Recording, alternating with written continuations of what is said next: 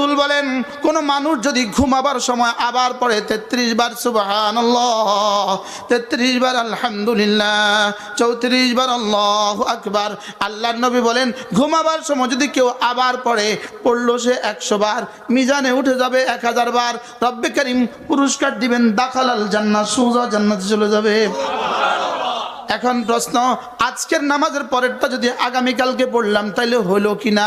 আগামীকালেরটা তাহলে যাবে কোথায়?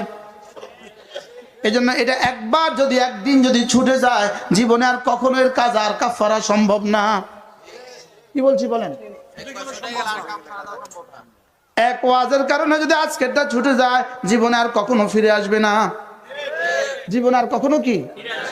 দুটো ইবাদতের মধ্যে কোনো কাজা নাই। 1 নাম্বার জিকিরের কোনো কাজা নাই, 2 নাম্বার পর্দার কোনো কাজা নাই, জিকিরের কোনো কাজা নাই। একবার যদি জিকির ছুটে যায় ওই জিকিরের জীবনে আর কখনো কাজা নাই।